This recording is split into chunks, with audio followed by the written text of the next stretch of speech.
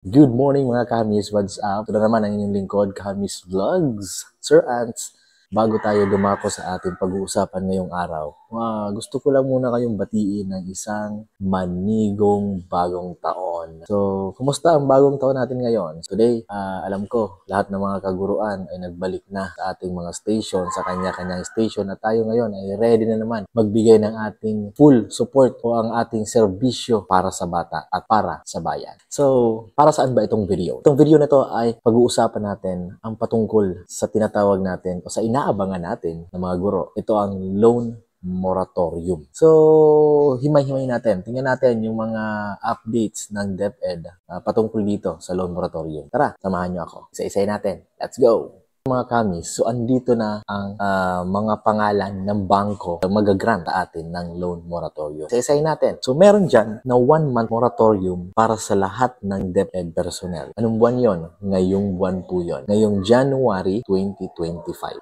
So sino-sino? Ano-ano itong mga bangkong ito? Andyan po yung Cagsawa Rural Bank Incorporated. Yan. Yung Camarines Sur Teachers and Employees Multi-Purpose Cooperative. Andyan din po yung Division Teachers and Non-Teaching Multi-Purpose Cooperative. Andyan din yung Enrile Teachers Multi-Purpose Cooperative. Number 5, we have First Imperial Business Bank Incorporated and the Iloilo National High School Faculty and Employees Multi-Purpose Cooperative. And the Innovative Bank Incorporated, Rural Bank. Yan, Rural Bank. Libacao Development Cooperative, Moncayo Public School Teachers, Employees and Retirees Multi-Purpose Cooperative, Negros Teachers Multi-Purpose Cooperative. We have Novo Ezeano Teachers Mutual Benefit Association Incorporated, Pampanga High School Multi-Purpose Cooperative, Quezon Public School Teachers and Employees Credit Cooperative.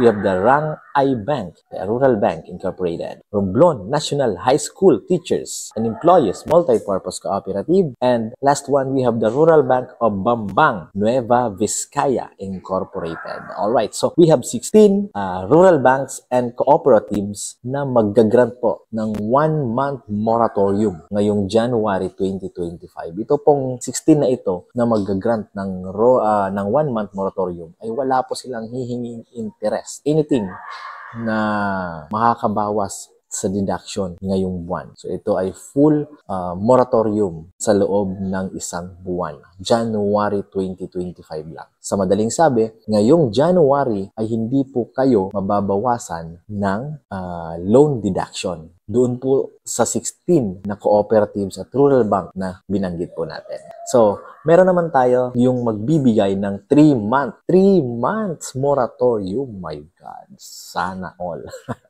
Alright, so magbibigay ng 3 months moratorium para sa affected personnel. Okay? Affected personnel. Hindi po ito lahat ng personnel. Yung sa 1-month moratorium, sabi doon, yun daw ay bibigyan nila yung lahat ng personnel na may loan sa kanila. But apparently, as per check doon po sa mga rural banks and cooperative, mostly sa kanila ay local cooperatives. So, syempre, hindi naman sila nationwide, no? Lalo na yung mga kooperatiba lang, doon lang yun sa lugar o sa divisions na kung saan yung nasasakupan nila yung mga guro. Pero dito, ito yung mga magbibigay ng 3 buwang moratorium. Okay? Doon lang ito sa mga affected personnel. Okay? Ulitin ko, affected personnel. Sino-sino itong mga affected personnel? Ito po ay yung nakapaloob po doon sa guidelines on granting the loan moratorium. Nandun po makikita yung mga lugar, mga provinces, areas na nagkaroon po ng calamities. Simula po September 2024 up to December 2024. Okay po? So, sino-sino yung mga bangkong to? Ang magbibigay ng 3 months moratorium. Unang-una, the Land Bank of the Philippines. Okay? Pangalawa, Beneficial Life Insurance Company Incorporated. Number 3, Camarines Sur Elementary and Secondary Teachers and Employees Association Incorporated. Alright, so kung makikita natin, 3 bangko sila. And ang titingnan lang nila ay yung mga personnel na affected po. Ibig sabihin, yung nakapasok doon sa calamity. Pwede po sila. Ito naman, yung 4. Yan, 4 months moratorium or magbibigay ng 4-month moratorium from January to April. Wow, January, February, March, and April. Ibig sabihin, magsisimula sila mag-deduct ay May na po ng 2025. Okay, sino to? Ito yung mga bangkong Debt and Provident Fund. Siyempre, ito yung inuutang natin, niloloan natin sa ating mga SDO. Siyempre, yung DepEd Secretary yung naghumingi ng suporta dito sa loan moratorium. Siyempre naman, dapat yung unang-una dyan, yung DepEd Provident Fund, dapat sila yung magbigay ng 4 na buwang moratorium. So, syempre, given na yon. Number 2, First Consolidated Bank, a private development bank. Wow! The First Consolidated Bank ay magbibigay din po ng 4-month moratorium. And then, the Manila Teachers Mutual Aid System Incorporated. Ito po yung MTMAS. Dito ako na-excite sa MTMAS. Magbibigay sila ng 4 na buwang moratorium sa lahat ng mga guro na merong loan sa kanila. Ganun kamahal ng MTMAS ang mga guro. Wow. And we have number 4, Philippine Public School Teachers Association Incorporated or yung PPSTAI. Alright. So next, the Rural Bank of Malolos. Okay, Malolos. Rural Bank of Malolos Incorporated. Magbibigay din sila ng 4-month moratorium. So thank you very much. Palakpakan natin itong mga bangko at mga rural banks na ito and then mga cooperatives na ito na magbibigay ng 1 month, 2 months, and 4-month moratorium sa ating mga guro. Pero, check din natin yung mga sikat. Kasi itong mga sinabi ko, mostly ang daming nagtatanong, Sir, Kahamis, bakit wala dyan yung mga bangko na pinagkakautangan namin? Yung mga talagang PLIs, yung mga savings banks na sikat nationwide, hindi lang sa lugar kung saan affected ng typhoon, but doon din sa lugar na kung saan meron silang mga branches. Punta tayo doon. Check natin yung Annex E ng listahan. Ito siya. Ito yung mga bangko. As of now, ito yung updated na list ng mga bangko na members of Chamber of Thrift Banks or yung CTB. Sila, dito naman po, ito pong mga members ng Chamber of Thrift Banks. Sila po, magbibigay sila ng loan, okay? Ulitin ko ha, makinig ng mabuti. Magbibigay sila ng loan moratorium pero through refund. Ulitin ko, sa pamamagitan ng refund. Ibig sabihin, kukunin muna nila yung deduction and then i-refund nila pabalik sa atin. Okay, ulitin ko itong mga members ng Chamber of Thrift Bank ay magbibigay ng loan moratorium pero kukunin nila yung interest sa loob ng isang buwan.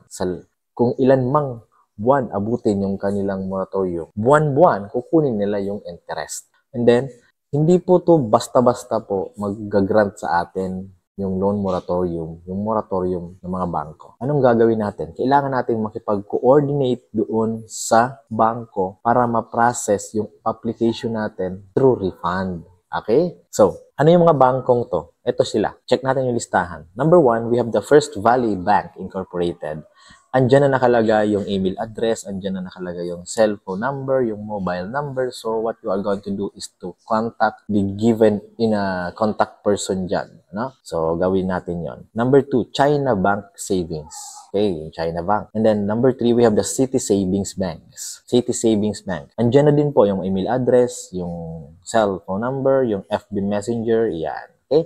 And we have the City State Savings Bank, First Consolidated Bank, Legazpi Savings Bank, and Malayan Savings Bank. And we have also number 8, the Philippine Business Bank, Producers Bank. Alright. UCPB Savings Bank, Wealth Development Bank Corporation, at yung East-West Rural Bank Incorporated. Kung titingnan natin, marami nagtatanong, kahit sa mga chat box, nakikita ko, hinahanap nila yung BDO Network o yung BDO Savings ba yun?